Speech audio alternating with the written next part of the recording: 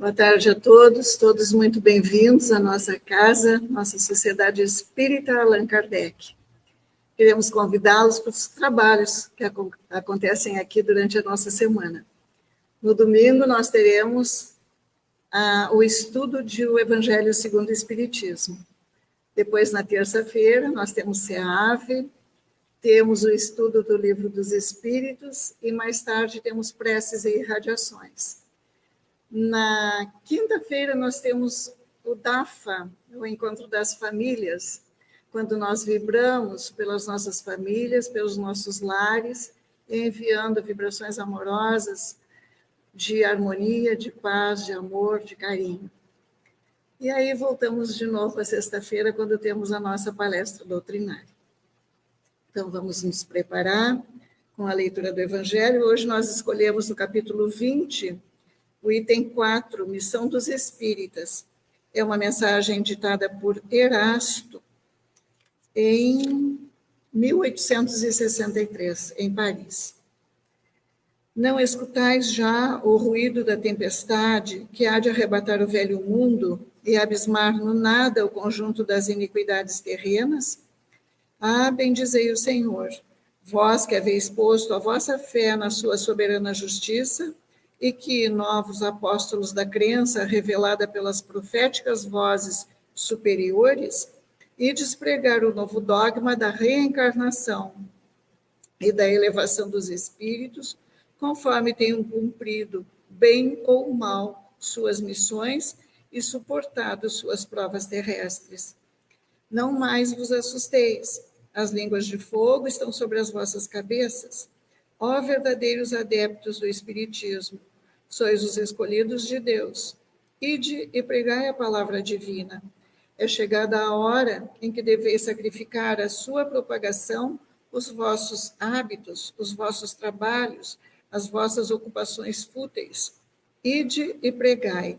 Convosco estão os espíritos elevados. Certamente falareis a criaturas que não quererão escutar a voz de Deus, porque essa voz as exorta incessantemente à abnegação. Pregareis o desinteresse aos avaros, a abstinência aos dissolutos, a mansidão aos tiranos, domésticos como aos déspotas. Palavras perdidas, eu o sei, mas não importa. Faça mister, regueis com os vossos suores o terreno onde tendes de semear, porquanto ele não frutificará e não produzirá, senão sob os reiterados golpes da enxada e da charrua evangélicas. Ide e pregai. No finalzinho dessa mensagem, nós temos uma pergunta. Se, entre os chamados para o Espiritismo, muitos se transviaram, quais os sinais pelos quais reconheceremos os que se acham no bom caminho? E o Espírito responde, reconhecê-los-eis pelos princípios da verdadeira caridade que eles ensinarão e praticarão. Reconhecê-los-eis pelo número de aflitos a que levem consolo. Reconhecê-los-eis pelo seu amor ao próximo, pela sua abnegação, pelo seu desinteresse pessoal. Reconhecê-los-eis, finalmente, pelo triunfo de seus princípios, porque Deus quer o triunfo de sua lei. Os que seguem sua lei, esses são os escolhidos, e ele lhes dará a vitória, mas ele destruirá aqueles que falseiam o espírito dessa lei e fazem dela degrau para contentar sua vaidade e sua ambição. Vamos então fazer a nossa prece, te agradecendo, Senhor, por mais esse momento abençoado na nossa vida, quando reunidos em teu nome, em nome do nosso Mestre Jesus, nos preparamos para mais um momento abençoado de aprendizado, quando refletindo sobre a tua lei divina, sobre os ensinos amorosos de Jesus, nos preparamos para as nossas escolhas, para fazermos escolhas melhores, sempre que observamos os resultados daquelas que fizemos antes. Por isso, Pai amoroso, pedimos as tuas bênçãos amorosas sobre todos nós que aqui estamos, encarnados e desencarnados, sobre os nossos familiares, que elas alcancem a todos que fazem parte da nossa vida, Senhor. Todos os trabalhadores dessa casa, nos 2 planos da vida também, para que todos nós juntos continuemos a nossa caminhada na tua direção, amparados, protegidos e orientados pelos teus mensageiros de luz. Agradecidos, pedimos em teu nome, em nome de Jesus, ao diretor espiritual desta hora, a permissão para iniciarmos agora o nosso trabalho de hoje. Hoje, felizes, recebemos a nossa irmã Ione Trindade Machado, que vai nos falar sobre o tema Esculpindo o Destino. Bom trabalho para todos nós. Para ti também, amiga.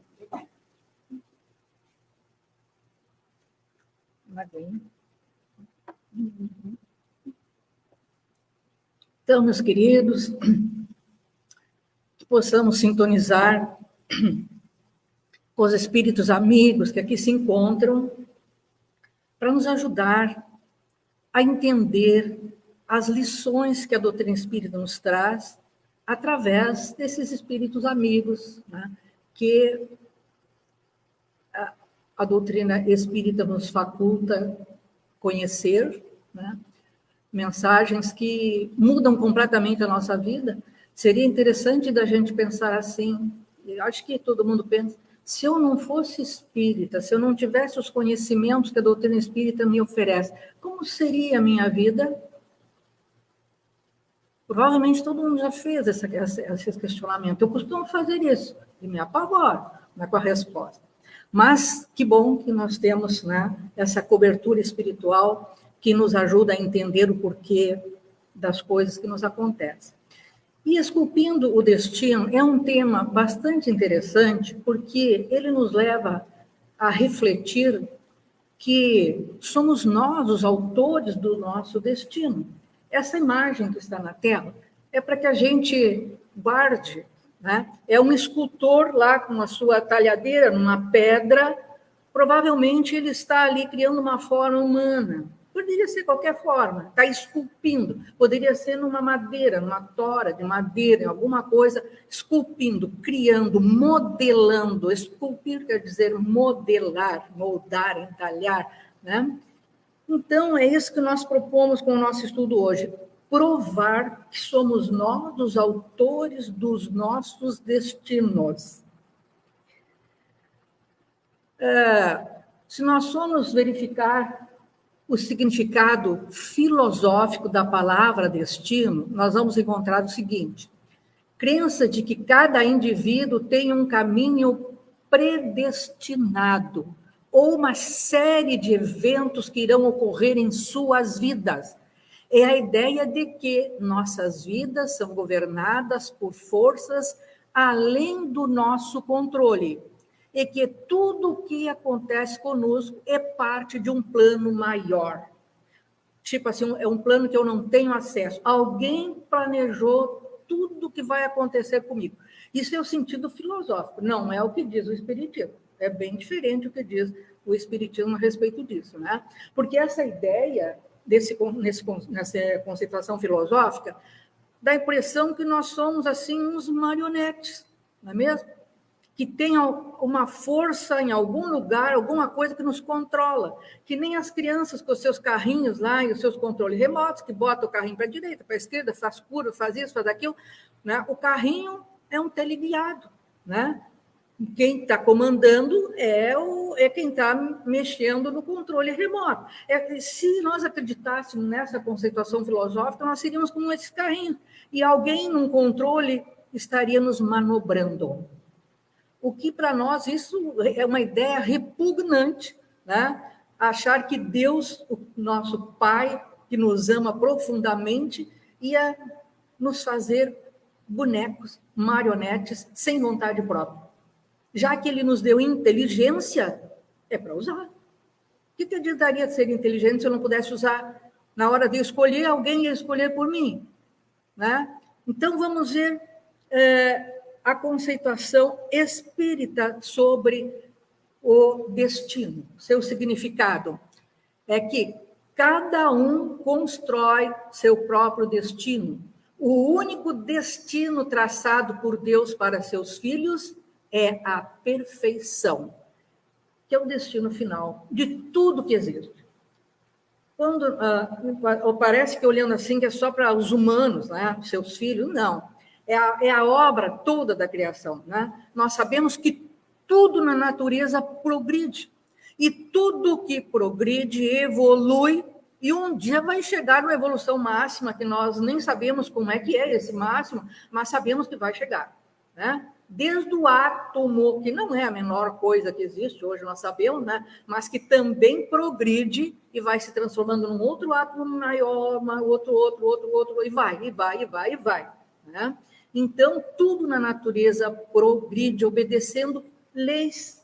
A diferença é que o ser humano, como ele tem livre-arbítrio, vontade própria, ele escolhe os seus caminhos. O átomo, para progredir, ele não pode escolher, ele obedece leis cegas, porque ele está numa fase, né, no seu reino mineral, onde ele não tem discernimento, ele é obrigado a seguir, né, uma lei que o conduza firmemente. Não é o caso de nós, humanos, já dotados de uma boa dose, vamos dizer assim, de inteligência. Né? Então, na verdade, não tem nada escrito. Nós é que escrevemos o nosso destino. O que Deus estabeleceu é onde nós vamos chegar. Agora, os caminhos que nós vamos fazer para chegar lá, na perfeição, é escolha nossa. Né? Esses caminhos são escolha nossa. Né? Obra do homem. E aí é que está a grandeza divina. Né? Olhando para esse outro desenhozinho, eu procurei investir nos desenhos, porque diz que a gente guarda muito mais do que a gente enxerga, do que a gente ouve. Então, eu digo, essa palestra eu vou fazer baseada em desenhos. Vamos ver se vai funcionar. Então, aqui é só para mostrar o ciclo, né? Representando o destino traçado por Deus para suas criaturas. Nós saímos de Deus, né? Aquele ser simples, ignorante, vamos reencarnando em diversos mundos, né? Na medida que vamos evoluindo, é que nem a criança entra lá no maternal, depois ela entra para uma escolinha um pouquinho, mas vai, né? E a mesma coisa acontece conosco no nosso processo evolutivo. Em vez de escolinha, nós vamos dando de planetas, né? Fazendo um planeta, depois que aprendemos tudo que aquele planeta tem para nos ensinar, nós vamos para outra escola, outro planeta, e assim vamos indo, né? Sucessivamente. Então, esse desenhozinho é para mostrar o ciclo, né? Que nós saímos de Deus, vamos ver como é que diz a mensagem, viemos de Deus simples e ignorante, e a ele retornaremos sábios e virtuosos. Na sequência, aí nós temos esse emaranhado de fios aí, parece o que os meus gatos fariam com um novelo de lã, né? Quem tem gato sabe como eles adoram um novelinho, né?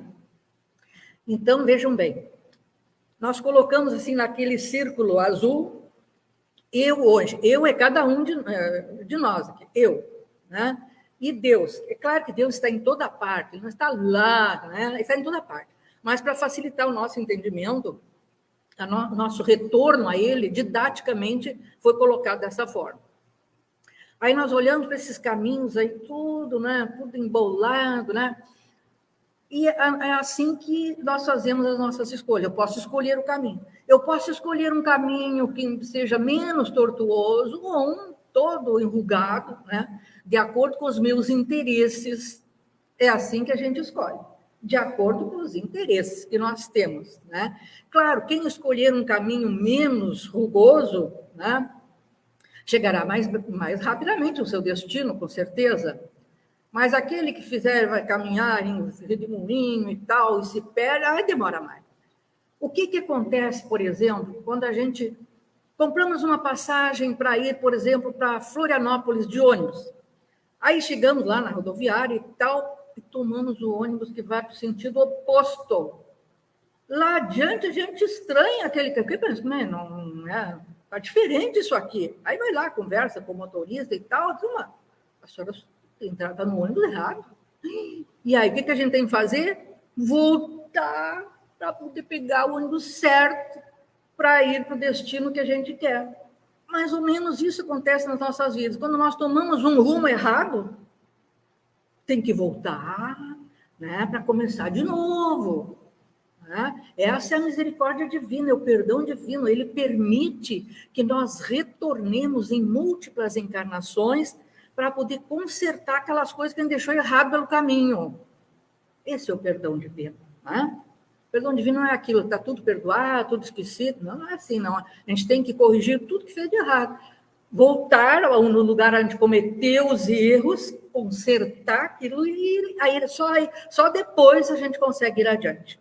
Aquelas pendências têm que ser resolvidas para que a gente possa alçar novos voos. Né? Tá, e depois, eu gostei dessa imagenzinha desse homem sozinho, né? Ele escolheu sozinho aquele caminho ali. E a turma toda foi para o outro caminho. Qual será, quem está com a razão aqui? Né? Nós não sabemos, mas eu acho que aquele que está sozinho está mais certo. Porque normalmente as massas são arrastadas, né? Muitas vezes são arrastadas por movimentos, por ideologias e coisas assim. Né? Às vezes, de repente, uma pessoa numa família, só ele ou só ela é espírita, os outros não é, né? E aquela pessoa, assim mesmo, ou tem uma outra religião qualquer e os outros não têm nada, escolhe aquele caminho e vai firme por aquele caminho. É escolha. O caminho de cada um é a nossa escolha, é feito pela nossa escolha e representa o nosso destino naquele momento. Né? Nós temos nosso destino é composto de vários segmentos. Né? Cada encarnação nós poderíamos dizer que é um segmento do destino maior, né? Ele é um segmento. Nós podemos fazer essas escolhas porque nós temos o livre-arbítrio, coisa que os animais inferiores não têm. Porque tem alguns animaizinhos que já têm. Os meus gatos, vou te contar, eles escolhem o que. Um quer comer isso, outro quer comer aquilo, eles também têm, né? Então a gente já nota nesses animais com os quais a gente convive, que já há um certo discernimento. É um comecinho de livre-arbítrio, porque não é assim, o espírito que era do gato, depois virou um espírito humano, agora tem o livre-arbítrio total. Não, o livre-arbítrio é uma construção, né? A gente vem construindo isso ao longo das nossas existências como seres vivos, né? É claro que nós vamos achar que uma bactéria tem isso aí, né? Não tem isso ali. Ela se multiplica, ela faz por automatismo, né? Mas os animais superiores, eles já têm um certo nível de discernimento, né? Podemos até nem chamar de livre-arbítrio, mas que é uma coisa que vai se tornar livre-arbítrio, mais adiante vai. O que obras póstumas, um dos livros de Kardec, não faz parte da codificação, que a codificação são os 5 aqueles que nós conhecemos. Mas ele vai nos falar sobre o livre-arbítrio, dizendo que livre-arbítrio é a liberdade de fazer ou não fazer, de seguir tal ou tal caminho para o seu adiantamento, o que é um dos atributos essenciais do espírito. O livre-arbítrio, essa escolha definida, quero, por isso, por aquilo, eu justifico porque eu quero, né? Então, esse é o livre-arbítrio que o homem possui, cada um num nível, gente. Não vamos pensar que todos nós temos o mesmo, vamos chamar assim de tamanho de livre-arbítrio. Se o meu livre-arbítrio seja 25, o da Bárbara pode ser 30, o do Daniel pode ser 40, né? Por quê? Porque o livre-arbítrio ele vai se ampliando com a nossa responsabilidade, com a nossa evolução. Quanto maior o meu discernimento, mais possibilidades de escolhas eu tenho, ou seja, maior será o meu livre-arbítrio. Né? É justo, é natural, chega a ser matemático isso aí. Né? Bom, então já está dito, e acho que já deu para entender que o destino é uma escolha de cada um de nós. Mas aí nós vamos ver quando os destinos.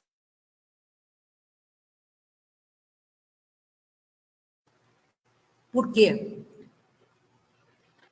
Por exemplo, né? Destinos são escolhas, são. Mas os destinos coletivos existem? Existem. Como as mortes coletivas, por exemplo. né? Por que uma pessoa que nunca foi lá acho que é Indonésia, né, que teve aquele tsunami grande lá, nunca foi lá, aí resolveu fazer as férias lá, foi lá, morreu lá. Ele era daqui, de Porto Alegre e tal. E isso tem vários casos. Nós temos muitos casos assim, de pessoas que pegou o avião, na última hora perdeu o avião, se desesperou, o avião caiu. Né? Não era para ele estar ali. A escolha dele, nós vamos ver, a escolha daquela pessoa no plano espiritual não foi desencarnar ali. Nós vamos ver depois como é que nós fazemos essas escolhas no plano espiritual. Mas então vamos ver o que o nosso querido Leon Denis, um grande espírito, aqui ele estava encarnado quando escreveu esse livro, né, da ordem de Allan Kardec, tanto que se Allan Kardec não tivesse podido concluir a sua missão na Terra de codificador, quem o substituiria seria Leon Denis. Então já dá para avaliar o quilate desse espírito. Vamos ver o que ele nos diz sobre essas mortes coletivas. Aí nós temos, assim, por exemplo, um navio afundando, ele pegou fogo, né? As pessoas estão ali desencarnando, então um grande número de pessoas desencarnando e indo para o plano espiritual. Olha o que o Leon Denis vai dizer sobre isso. Ele diz assim, as existências interrompidas prematuramente, que às vezes ali tem jovens, tem crianças, né? Interrompidas prematuramente por causa de acidentes, chegaram ao seu termo previsto, ou seja, a encarnação daquela pessoa era para ir só até ali. São, em geral, complementares de existências anteriores truncadas por causa de abusos ou excessos.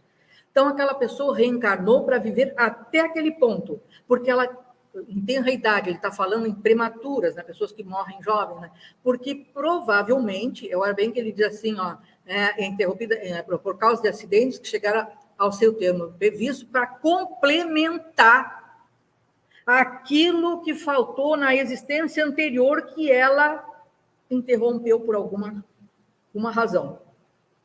Ou um suicídio, ou provocou um acidente, né, por descuido, por sei lá por quê. Né? Então, vem para completar. Quando a gente vê uma criança com 10 aninhos, uma bala perdida, que tristeza, claro que é triste.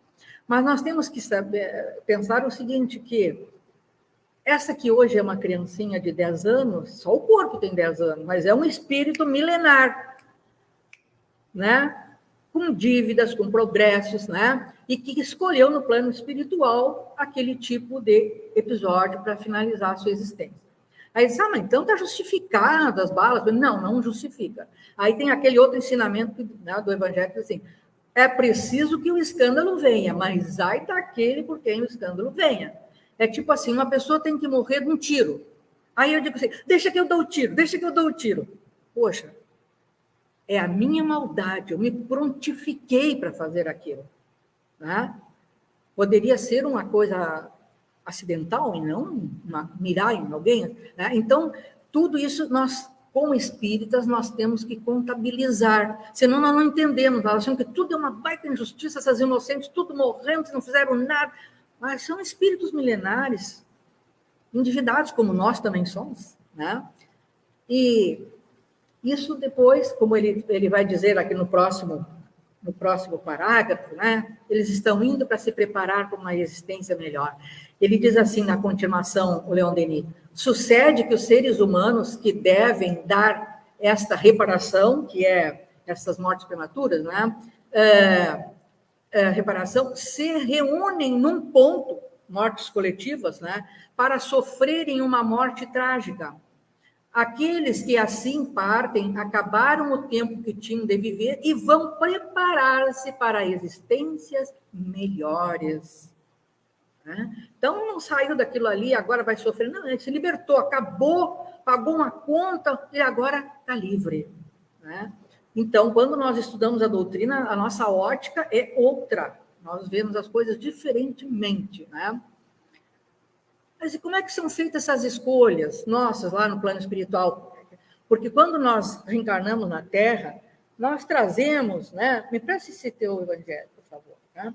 Não chega a ser dessa grossura, nesse volume assim com tantas páginas, mas nós trazemos definidos, determinados acontecimentos que nós precisamos passar aqui na Terra. É tudo, vejam bem, algumas coisas importantes que nós escolhemos. Aí alguém vai dizer, mas não é Deus que escolhe? Não. Não, vejam bem, o livre-arbítrio, ele nos permite. Quando a pessoa não tem condições de escolher, né, é claro, alguém escolhe por ela. Né? É que nós não podemos deixar, por exemplo, uma criancinha fazer escolhas de adultos, alguém tem que escolher.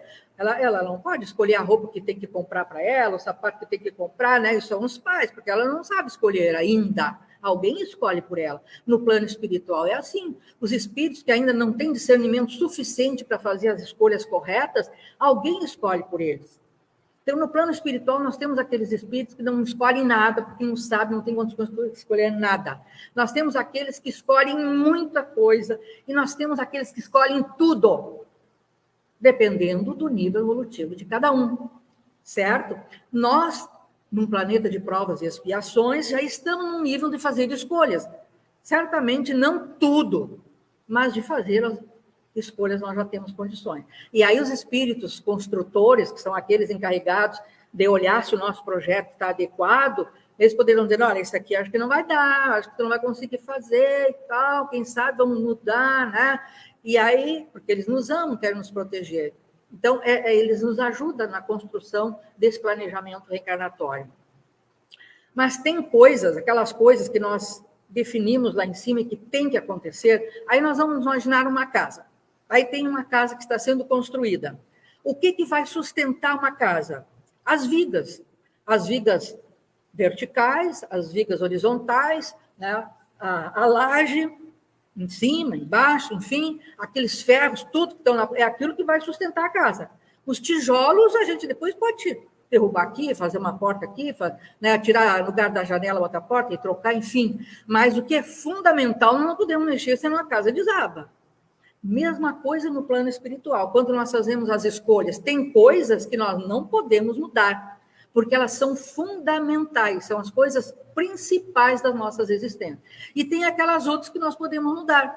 Por exemplo, nessa casa, não posso mexer nas estruturas, porque são elas que sustentam a casa. Mas eu posso escolher os móveis, né? Eu posso escolher as cortinas, né? Eu posso escolher os metais. Então, isso eu posso escolher, porque são coisas secundárias.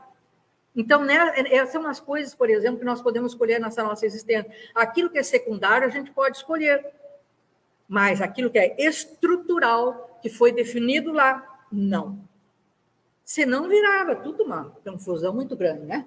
Cada um modificando as suas próprias estruturas, não ia chegar a lugar nenhum. Essa estrutura é uma garantia de que alguma coisa daquilo que foi programado vai sair. Né? Vamos adiante. Então, no Livro dos Espíritos, na questão 259, Kardec, primeiro ele faz uma afirmativa, depois, na sequência, ele faz a pergunta. Ele diz assim, o espírito é que escolhe o gênero de provas que deve sofrer. Isso é uma afirmação. Pergunta, então, todas as tribulações que experimentamos na vida, nós as previmos e buscamos? Bom, depois daquilo que a gente falou anteriormente, cada um já sabe a resposta. Olha ali que está grifado todas. E a gente viu que todas, vamos lá, todas não, né? Escolhestes apenas o gênero das provações, as particularidades, os móveis, né? Corre por conta da posição em que vos achais. Se eu tenho posse, eu vou escolher móveis sofisticados. Se eu não tenho, vou escolher móveis mais simples, de acordo com a minha posição naquele momento, uma posição social. Agora, aqui está falando uma posição espiritual, né? Antes de tudo, né? Então, as estruturas permanecem, mas que é o gênero de provas que a gente escolheu, o tipo de prova, né? Agora, os detalhes secundários por nossa conta. Os acontecimentos secundários, vai dizer, né, o Livro dos Espíritos, se originam das circunstâncias. Previstos só são os fatos principais, os que influem no destino. Aí vamos imaginar assim, uma pessoa, Marlene nasceu para cá com o tempo, tudo isso lá por cima decidido. Agora aquela, não, mas eu quero o João. Pode acontecer isso no plano B? Algumas vezes pode acontecer, se aquilo não é tão fundamental, se de repente aquele espírito poderá se encaixar de uma outra forma, aquele que deveria ser o seu esposo, daqui a pouco vem como seu filho, porque tem que fazer parte daquele nicho familiar, porque as provas estão ali. E já que ela se encantou pelo Pedro, que não era o João, ou vice-versa, agora nem sei mais quem que eu disse que era o primeiro, mas de qualquer forma, né, é alguém que está envolvido naquela trama, né? Não é alguém que caiu do céu, não.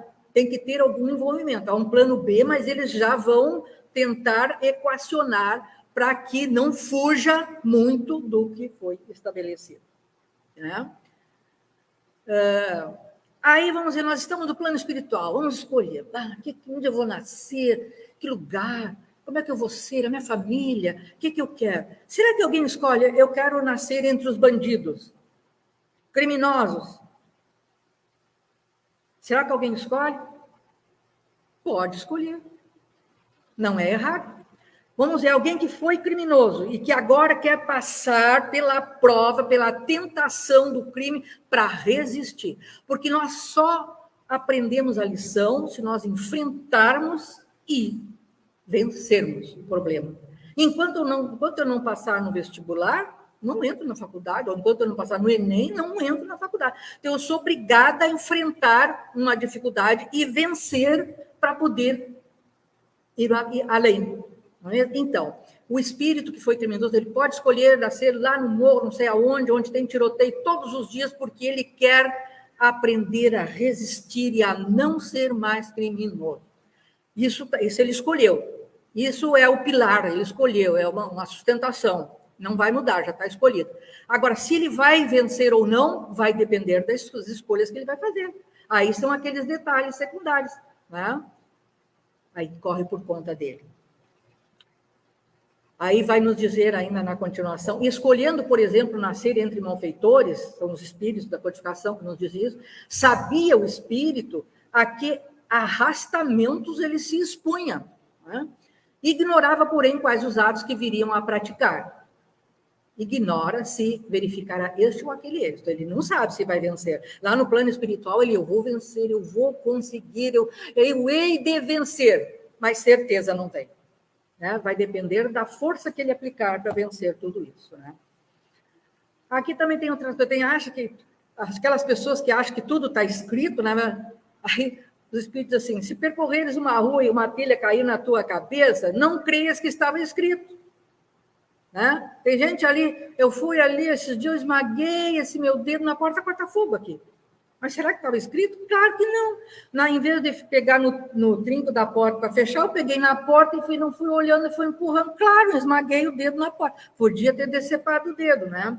Mas, enfim, não era para ser, o decepado não era para ser, era para machucar, para eu prestar atenção no que eu estou fazendo. Então, não estava escrito isso. Tem gente que acha que deixou cair o copo, quebrou, estava escrito. Não está. Isso são detalhes secundários, não está.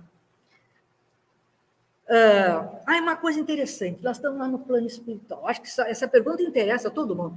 É a questão 202 do Livro dos Espíritos. Quando errante, gente, não é que está fazendo erros. A gente costuma dizer uma pessoa que não tem rumo, está aqui, daqui a pouco está lá, não tem casa. É uma pessoa errante, uma pessoa sem rumo. No plano espiritual, enquanto os espíritos estão aguardando uma outra encarnação, eles são chamados de espíritos errantes. Só não é chamado de espírito errante aquele espírito que não precisa mais reencarnar. Não está aguardando encarnação, ele já percorreu todas as encarnações, não precisa mais. Ele atingiu uma condição de espírito puro, não precisa mais reencarnar. Né? A não ser que ele queira, missão, como foi Jesus e tal. Então, estou lá no plano espiritual. O que eu vou escolher? Eu quero ter um corpo de homem ou um corpo de mulher? Isso é uma coisa que muita gente tem na cabeça. Por que eu escolhi esse corpo? Eu não queria ser mulher, eu queria ser um homem. Né? Tem gente que... Os espíritas sabem que escolheram. Os não espíritas não sabem. Eles acham que tem um corpo trocado, esse corpo não é meu, eu não quero esse corpo, e eu vou modificar, e aí começa a fazer várias cirurgias. Mas nós escolhemos. Nós escolhemos. Por que nós escolhemos esse corpo? Porque sabíamos que nós precisávamos daquela experiência naquele corpo, porque ia nos beneficiar a respeitar um corpo que talvez nós não tenhamos respeitado no passado, ou então porque chegou a hora. Nós temos que percorrer o espírito não tem sexo, tá, gente? O espírito ele não tem sexo. Ele tem as duas polaridades. Ele pode renascer homem, pode renascer mulher, de acordo com as necessidades, tá? Mas nós sabemos que o espírito tem que nascer homem e depois tem que nascer mulher, porque tem que saber tudo o que pertence ao sexo feminino, masculino, tem que saber. Mas os espíritos nos dizem que quando isso acontece, assim, primeiro ele percorreu toda a fileira de homens, por exemplo, podia ser mulher, de homem. Agora aprendeu tudo que o sexo masculino podia ensinar. Agora está na hora de reencarnar num corpo de mulher, para aprender tudo que um corpo feminino tem que ensinar. Quando isso ocorre via natural, não ocorre aquele desgosto, esse corpo não é meu, não quero esse corpo, porque ocorreu naturalmente.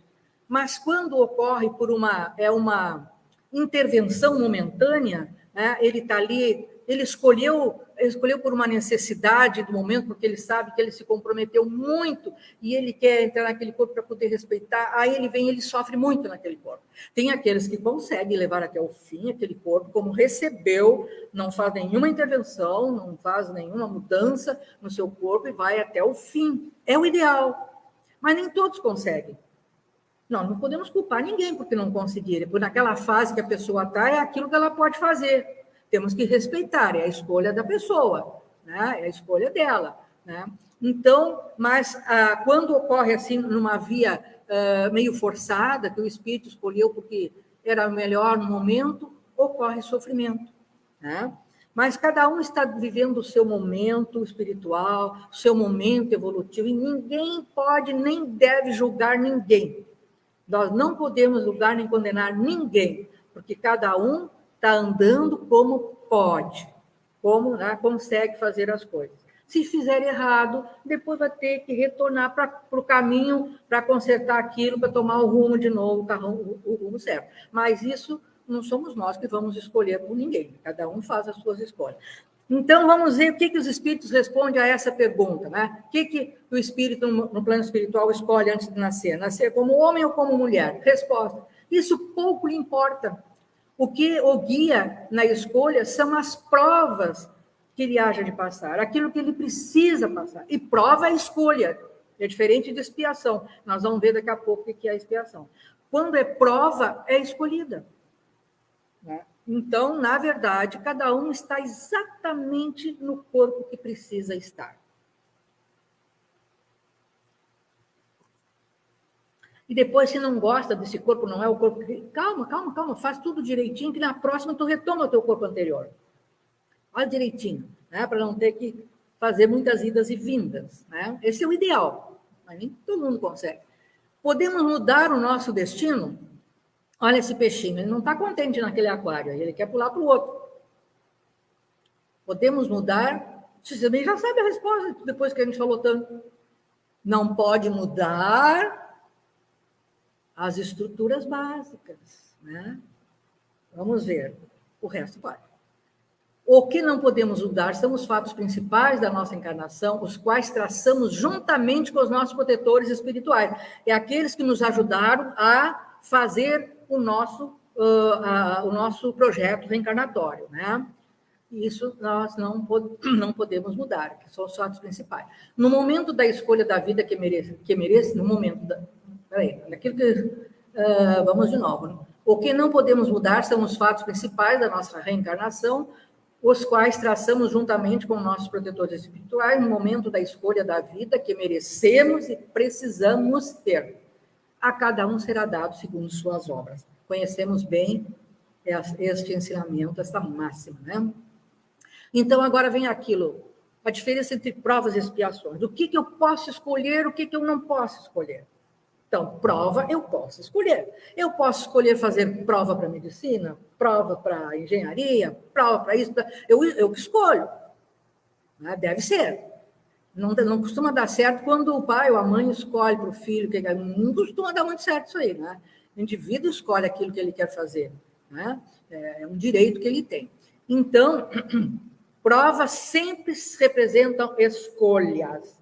Expiações, não. Expiação é o pagamento de uma dívida que a gente fez. Aí diz, mas eu não lembro. Como é que eu vou pagar uma coisa uma conta que eu fiz na outra vida se eu não lembro? Ah, mas se eu comprar um sapato e esqueci de pagar, eles vão me cobrar, e vem lá em casa, né? Vamos cobrar de alguma forma, vamos te arrancar o sapato, vamos fazer alguma coisa, né? Não é porque eu esqueci que a dívida não está pendurada. Tá. Então, vamos ver o que Emmanuel, no livro O Consolador, vai nos dizer a diferença entre provas e expiação. Ele vai dizer assim: a prova é a luta que ensina ao discípulo rebelde e preguiçoso a estrada do trabalho e da edificação espiritual. Isso é a prova, mas é escolhida pelo próprio Espírito. A expiação é a pena imposta ao malfeitor que comete um crime. A expiação, então, é um pagamento, é uma dívida, tem que pagar. Se daqui, nas nossas dívidas humanas, nós já temos que honrar, imagina com as dívidas com a lei divina, né? E aí alguém vai dizer, mas aí está falando em crime eu não faço, né? Então isso aí não é para mim. Mas o que é crime? Vamos ver o que a doutrina nos diz, o que é crime. Livro dos Espíritos, questão 358. Há crime sempre que transgredis a lei de Deus. Puxa vida! Então, nós somos criminosos, em diferentes graus. Né?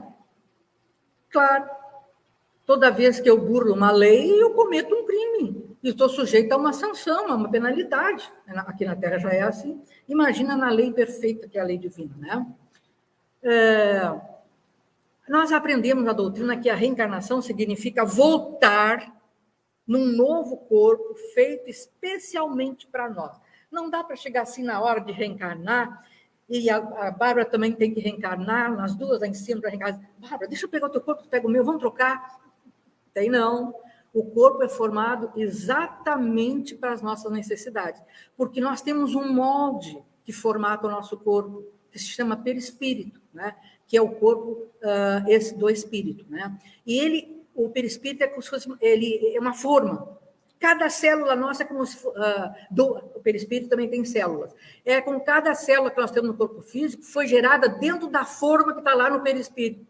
Se eu fui uma pessoa que me lesionei, por exemplo, eu dei um tiro no ouvido, estraguei tudo, né? Então, o que vai acontecer? O meu perispírito ele vai apresentar lesões, né? Não está morto, o corpo morreu, mas o perispírito não morre nunca. Ele vai apresentar uma lesão naquela região que eu feri. E aí, quando eu for nascer, é bem provável que o meu novo corpo, aquelas células daquela região que eu feri, vão ser formadas dentro daquelas formas retorcidas e deformadas, para que eu aprenda, né, que eu não devia ter feito aquilo com o meu corpo que Deus me deu, sadio. Então, as coisas funcionam mais ou menos assim. Nosso perispírito formata o nosso corpo físico. Por isso que não dá para trocar. Não dá para trocar com o outro, né? Mas então, no livro Missionários da Luz, o espírito André Luiz, através da mediunidade de Chico Xavier, ele vai nos dizer o seguinte, em geral, quase todos nós, em regressando à esfera carnal, quer dizer, nascendo de novo na Terra, né, perdemos oportunidades muito importantes no desperdício das forças fisiológicas. Né? Isso aqui pode ser através dos maus cuidados com o nosso corpo físico, através de ingestão de coisas deletérias, drogas, enfim, né? Perambulamos por lá, porque quem está falando é um espírito por lá, ele está se referindo à Terra. Perambulamos por lá, fazendo alguma coisa de útil para nós e para outrem, mas, por vezes, desprezamos 50%, 60%, 70% e até mais das nossas possibilidades. Vejam bem, a gente aproveitar só 30% ou 20% de tudo aquilo que foi programado para nós. Triste isso, né? Aí nós somos atrás também dos completistas. Vocês talvez já tenham ouvido falar nos completistas. O que é espírito completista? Nós dissemos antes aqui que tem aqueles que podem escolher, não pode escolher nada lá do projeto reencarnatório, aqueles que podem escolher muito, aqueles que podem escolher tudo. Completista é aquele que pode escolher tudo. Por que ele é chamado completista? Porque ele, quando reencarnou, que trouxe aquele projeto lá, número 1, fazer isso, número 2, e ele foi fazendo, feito 1, feito 2, feito 3, feito, fez tudo, completou tudo. Então, ele entra no plano espiritual como um espírito completista. ele completou. Agora ele tem o direito de escolher o corpo que ele quer, como é que vai ser, tudo, ele pode escolher, porque ele já está quite com a lei. Ele fez tudo o que tinha que fazer, ele está que não deve mais nada para a lei divina, nem para ninguém. Agora ele pode escolher, porque ele tem condições agora de fazer as escolhas certas, né, corretas, né? Então, ele vai dizer exatamente isso, né? Que quando ele chega nessa condição, ele pode escolher à vontade o novo corpo futuro, quanto lhe apraz o progresso, o regresso à crosta, né? Ele sempre vai escolher, assim, reencarnações de amor, de fraternidade, para ajudar o próximo, porque ele já está num nível em que isso vai acontecer normalmente, sem nenhum esforço, né? Qual é a hora que eu tenho que acabar mesmo?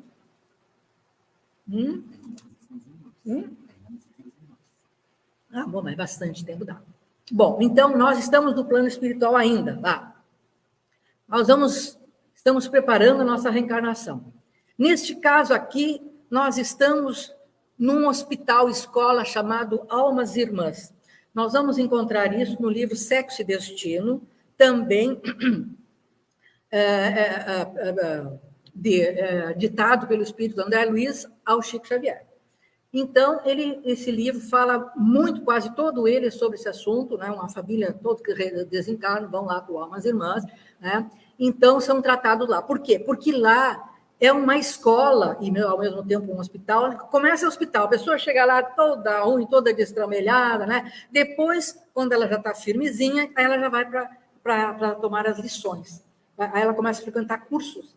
Tem curso para ser mãe, curso para ser pai, tem vários tipos de cursos lá, né? Porque para as pessoas com desequilíbrio sexual. É uma escola para isso, né? Então, é um local que tem 4 quilômetros quadrados, não é tão grande assim, né? E tem cerca de 5 a 6 mil habitantes, né? Incluindo os professores, né? Os mestres, os espíritos que estão lá, coordenadores, né? E aqueles que são alunos. Mas, aí, André Luiz estava lá, né? E ele estava estudando. André Luiz percorre essas cidades, essas colônias, esses locais para aprender, para depois escrever os livros, né? Então, ele estava muito intrigado, ele queria saber qual é o aproveitamento desses alunos, quanto por cento eles voltavam, então, já fizeram os cursos, tudo que tinham que fazer, aí reencarnaram. E aí, depois, vieram aqui na Terra, fizeram a sua vida, voltaram para o plano espiritual. Vão de novo lá para os homens, para ajustar conta, para ver o que eles fizeram daquela listinha, o que fez, o que fez, o que não fez. Aí, olha só a surpresa. O espírito vai dizer, o espírito mentor, o Félix, se não me engano, ele vai dizer que 18% desses que voltaram, que vieram para a Terra, né, voltaram para o plano espiritual vitoriosos. Só 18% conseguiram fazer o que tinha que fazer.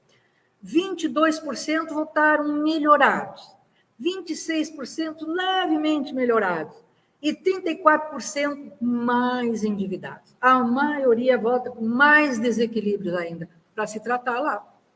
Não estão curados ainda. Vejam bem. Gente, não vamos pensar que são os outros. Isso nós estamos falando de nós mesmos, né? Nós aqui. Que nós temos desequilíbrios de vários tipos, né? O sexo é um dos que mais interrompe o progresso, né? Os desequilíbrios sexuais, desvia do progresso, né? É o sexo, o dinheiro, o poder, né? São 3 forças que costumam nos desestruturar. Nós temos um pouco de cada coisa, com certeza, para consertar. Agora aqui nós temos algumas imagens baseadas nesses livros de André Luiz, né? Que foram desenhadas, então, em cima dos textos. Nós temos institutos, ou sejam, escolas no plano espiritual, encarregadas de fazer o nosso projeto reencarnatório. Eles desenham um mapa, o fígado, o estômago, né, tudo desenhado. Né? Então, lá é pensado até a paternidade. Quem serão meus pais, ou quem será minha mãe, ou o que eu vou fazer com a minha paternidade, com a minha maternidade, como é que eu vou poder ser mãe, eu vou poder ser pai, eu vou ser uma pessoa estéril, isso tudo está planejado lá. A raça, que raça eu vou ter? A pátria, eu vou nascer onde? No Brasil? Que bom, né? O lar que eu vou reencarnar, o sistema sanguíneo, se eu vou ser O positivo, se eu vou ser AB, tudo isso, gente, é planejado, vejam só, parece assim insignificante, mas tem razão de ser isso aqui. tudo isso é conjugado com previdente sabedoria. Isso escapa ao nosso entendimento, afinal, é uma coisa tão implicada, né, tão detalhada, que se escapa ao nosso entendimento, mas as razões existem. Se está aqui dito pelos espíritos, é porque existe, né? Então, tem o pavilhão de desenho. Então, esses espíritos aí estão debruçados sobre esses painéis, fazendo os desenhos dos futuros corpos. São os modelos dos corpos futuros, né? São os moldes reencarnatórios, né? Então, eles que são numerosos que estão lá trabalhando. Como é que são esses modelos? Tem modelos que são padrões, assim, pessoas que não têm grandes tarefas a desempenhar na Terra, eles recebem corpos mais ou menos padronizados, tá? Mas tem aqueles que têm condições, que vão realizar alguma tarefa, vamos supor, vai ser médium passista, médium curador, né? Vai ser um orador, que nem o Divaldo, vai ser, enfim, conforme a tarefa deles, aí vai ser individualizado esse modelo. Por exemplo, um orador, ele vai ter o aparelho fonador muito bem tratado para que ele consiga se expressar com aquela eloquência, com aquilo tudo, como é o Divaldo, por exemplo, nosso modelo, né? Mas conforme que a pessoa vai desempenhar na Terra, a tarefa dela, a missão dela, porque nós somos missionários, todos nós, somos pequenos missionários, não somos grandes, mas somos pequenos, né? Todos nós. Então, mas e tem aqueles outros moldes reencarnatórios, tem espíritos especiais que vieram com grandes missões, como, por exemplo, Chico Xavier, né?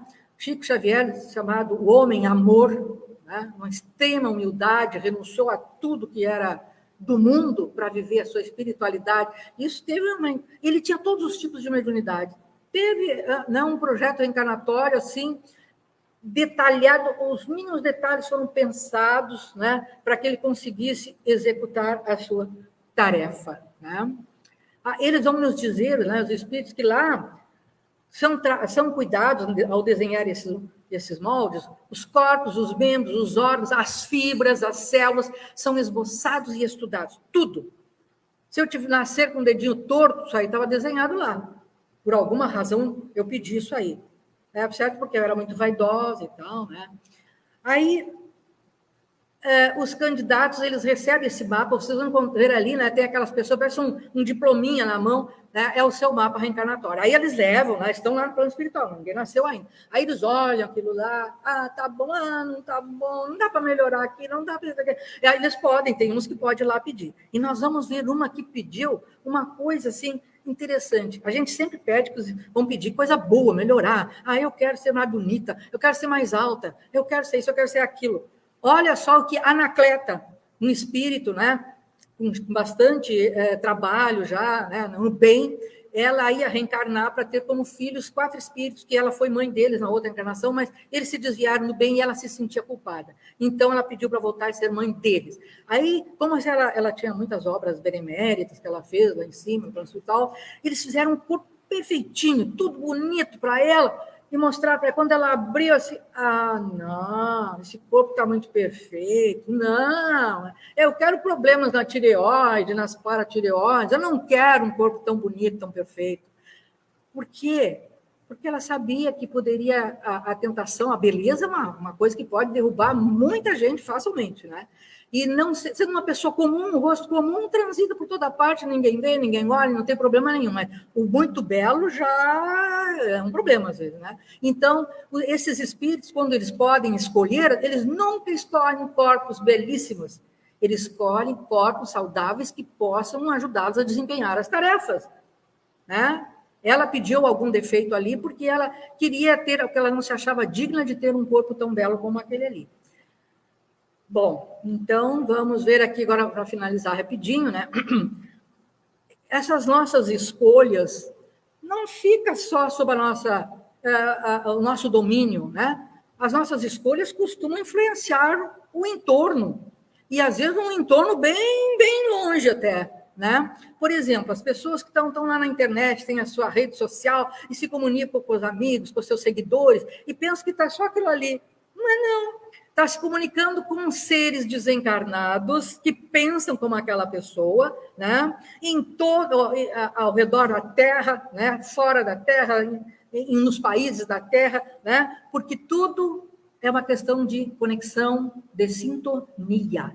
Por exemplo, esse primeiro aqui, eu vou acelerar um pouco, esse primeiro aqui está sintonizando com um espírito malévolo, que está dominando a sua mente, e ele nem sabe disso, porque agora não é mais uma corrente social, é uma corrente mental. Existe a corrente social e a corrente mental. Essa nós não temos, né? Nós não conseguimos dominar a corrente mental. Assim, a nossa nós podemos, a dos outros não podemos. Né? E assim nós temos vários espíritos. Aquele que bebe lá está cercado por espíritos que beberam na terra e estão induzindo ele a beber mais.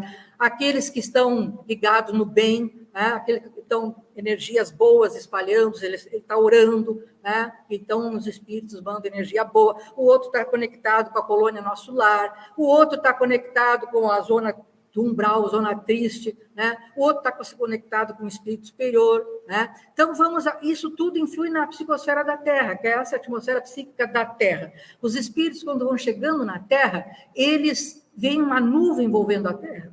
Essa nuvem são os pensamentos das pessoas da Terra, encarnada e desencarnada, que estão ao redor da Terra, que formam uma espécie de rios voadores, e os espíritos enxergam isso. Como na Terra predomina o mal, com certeza o que eles veem não é coisa boa. Eu vou pular, porque isso que está escrito foi o que eu falei.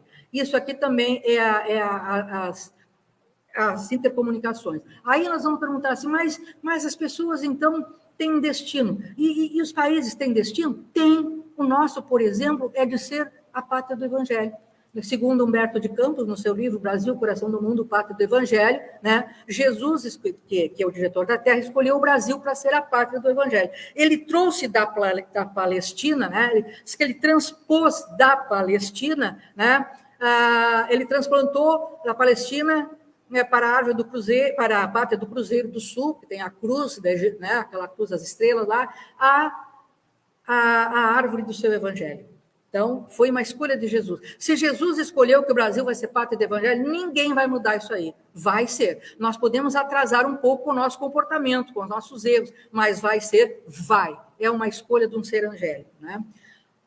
Adiante, mas nós vemos então que o Brasil, e eu não posso deixar de ler isso aqui que me emociona sempre. Ele diz, né, e é no prefácio que Emmanuel faz desse livro, ele vai dizer: se a Grécia e Roma da antiguidade tiveram a sua hora, né, para fazer o seu trabalho na civilização do Ocidente, se o Império Português e o espanhol se espalhou por toda parte, a França, a Inglaterra também dominou parte do mundo, agora é a hora do Brasil. O Brasil vai ter o seu momento. Ele vai dizer: como o Brasil cheio de corrupção? Pois vejam bem, os espíritos acham que é aqui que a coisa vai funcionar. E nós somos responsáveis por essa destinação do Brasil. O planeta Terra também tem uma destinação. Tudo tem um destino, né? Que é o destino próximo dele é ser um planeta de regeneração. Todos os planetas têm um destino também, porque tudo progride. Então, essa é o último slide, nós somos atraídos para Deus. Tropismo é uma atração em direção a alguma coisa. O tropismo divino é assim, nós somos atraídos para Deus, assim como as raízes das plantas são atraídas para a terra, as folhinhas são atraídas para o sol, os nossos espíritos são atraídos para Deus, né? E isso se completa, quando é que isso se completa, né? Se completa quando nós passamos a agir de acordo com a lei divina. Né? É como se fosse o mesmo compasso, como se o universo tivesse assim, ó, tum, tum, tum, tum, tum, tum, e nós todos tum, tum, tum, tum, tum, tum, no mesmo ritmo. Isso, então, é como Jesus dizia, quando Jesus dizia que ele e o Pai eram uno, porque eles vibravam no mesmo compasso. É isso aqui por hoje. Obrigada a todos. Tá?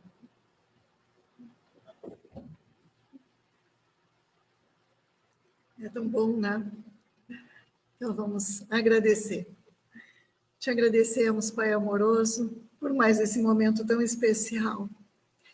Pedimos as tuas bênçãos de amor, que elas nos fortaleçam, Senhor, para que ajudemos uns aos outros, principalmente nós espíritas, que através dos nossos pensamentos, dos nossos sentimentos, palavras, atitudes, possamos servir de cartas convite, para que outros estudem também essa doutrina de amor e ajudem uns aos outros a seguir essa caminhada, essa linda jornada que fazemos na tua direção.